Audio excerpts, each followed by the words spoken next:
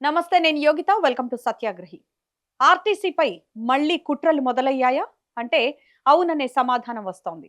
తమ సమస్యల పరిష్కారానికి సమ్మె చేసి డ్రైవర్లు ఆత్మహత్య యత్నం చేసిన తర్వాత ప్రభుత్వం దిగొచ్చినట్లే కనిపించింది. కానీ ప్రభుత్వంలో ఆర్టీసీ విలీనం నుంచి పీఆర్సీ అమలు వరకు అన్నింటికీ కమిటీలు వేస్తామని ప్రకటించడమే కొత్త అనుమానాలకు తావిస్తోంది. కమిటీల పేరుతో ప్రభుత్వం మళ్లీ కుట్రలకు తెరలేపిందని ఆర్టీసీ కార్మికులు కూడా మండిపడుతున్నారు. అసలు ఈ కమిటీల వ్యూహం ఏంటి?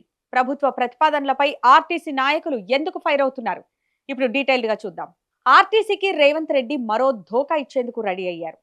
సమ్మె విరమించగానే రంగులు మార్చిన రేవంత్ సర్కార్ కాలయాపన కోసం మరో కొత్త కమిటీ వేసినట్టు తెలుస్తోంది. మొన్న కేబినెట్ సబ్ కమిటీ వేసిన ప్రభుత్వం నిన్న ప్రభుత్వంలో విలీనానికి ఇంకో కమిటీని ఏర్పాటు చేయనున్నట్టు ప్రకటించింది. ఇప్పుడు పీఆర్సీ అమలు చేయడానికి పే రివిజన్ కమిటీ ఏర్పాటు చేయడంపై ఆర్టీసీ కార్మికులు మండిపడుతున్నారు. ఏప్రిల్ 1 నుంచి ఫిట్మెంట్ ఇస్తామని హామీలిచ్చిన ప్రభుత్వం కమిటీల మీద కమిటీలు వేస్తూ కార్మికులకు షాక్ ఇస్తోంది.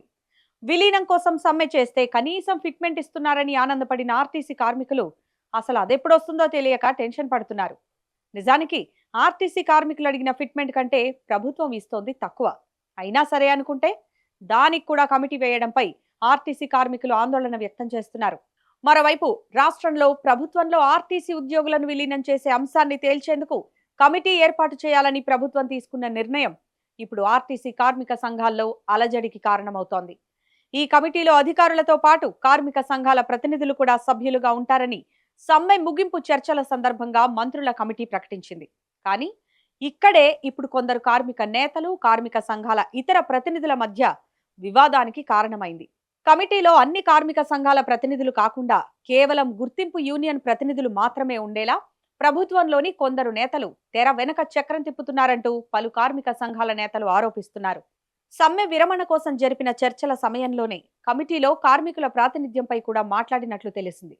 ముందు గుర్తింపు సంఘం ఎన్నికలు నిర్వహించి ఆ ఎన్నికల్లో గెలిచిన సంఘానికి సంబంధించిన ప్రతినిధులే ఉండేలా చూడాలన్న అభిప్రాయం వ్యక్తమైంది. ఈ అభిప్రాయం కూడా ఒకరిద్దరు కార్మిక నేతల నుంచే వచ్చిందన్న అంశం ఇప్పుడు కార్మిక వర్గాల్లో చర్చకు దారితీసింది. కార్మికులంతా ముక్త కంఠంతో ప్రభుత్వంలో విలీనం కావాలన్నదే ప్రధాన డిమాండ్గా సమ్మెకు వెళితే కొందరు కార్మిక నేతలు ఆర్టీసీలో కార్మిక సంఘాల పునరుద్ధరణ, గుర్తింపు యూనియన్ ఎన్నికలకే ఎక్కువ ప్రాధాన్యం ఇస్తున్నట్లు ఆరోపణలు వినిపిస్తున్నాయి. ప్రభుత్వంలోని కొందరు పెద్దలు ఆర్టీసీ కార్మికుల్లో చీలికలు తెచ్చి తమ అనుకూలమైన వ్యక్తుల ద్వారా ప్రధాన డిమాండ్ల అమలును ఆలస్యమయ్యేలా ప్లాన్ చేస్తున్నట్టు తెలుస్తోంది.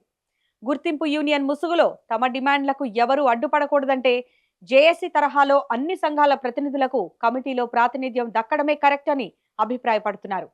అయితే యూనియన్ల పునరుద్ధరణపై ఆర్టీసీ యాజమాన్యానిదే బాధ్యత అంటూ ప్రభుత్వం తప్పించుకుంటోంది. మిగిలిన 29 డిమాండ్లపై కేబినెట్ సబ్ కమిటీ పరిష్కరిస్తుందని మళ్లీ కమిటీలపైనే భారం వేస్తోంది.